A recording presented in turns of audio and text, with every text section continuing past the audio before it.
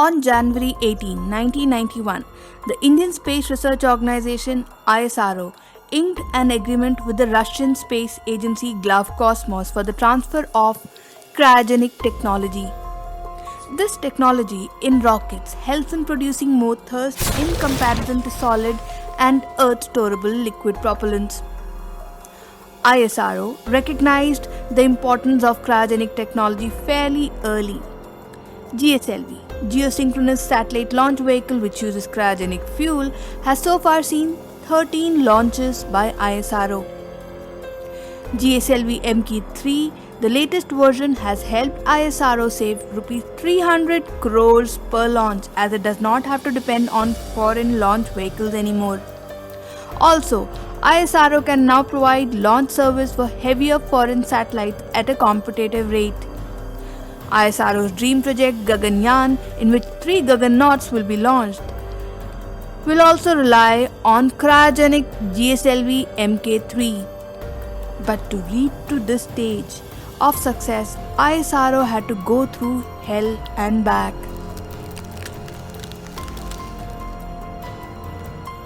In 90s, the period which followed after the collapse of Soviet Empire, Russia was under considerable American influence.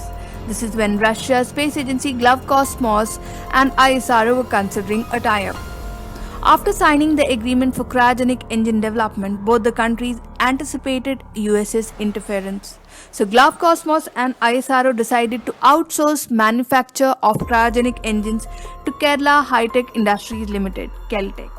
The arrangement was designed to circumvent the provisions of the Missile Technology Control Regime, or MTCR. This is a Western cabal that aims to deny ballistic missile technology to non-Western countries, especially India.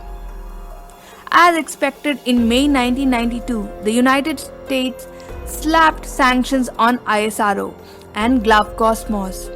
A key Senate committee voted to block US economic aid of $24 billion to Russia if Glavkosmos went ahead with a $250 million rocket sale to India. As Russian economy was in tatters back then, the Russian president Boris Yeltsin succumbed to US's pressure.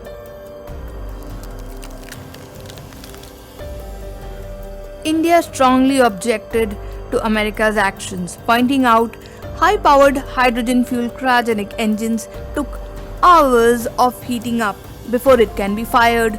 This makes them unsuitable for military purposes. Despite this, India was accused of preparing for an Armageddon by the US Senate, which felt India will use it for ICBM, intercontinental ballistic missiles. But the fact was, India had already mastered solid and liquid fuel motors, which are preferred for ICBMs.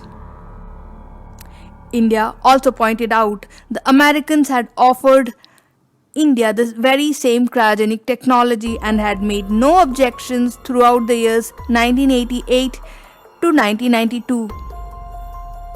It is interesting to note that the Senate member who accused India of Armageddon and introduced the amendment was Joe Biden.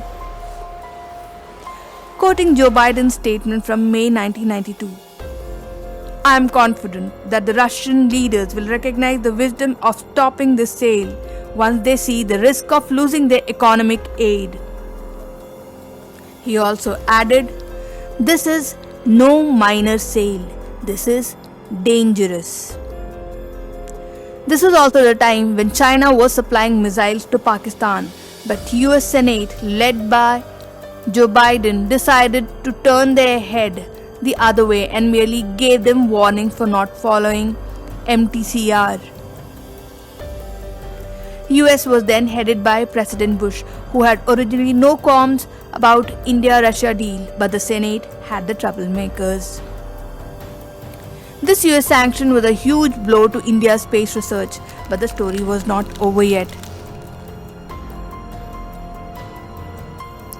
Somebody wanted to sabotage ISRO's cryogenic research and development. ISRO was left with no option after US sanctions but to develop the technology on its own.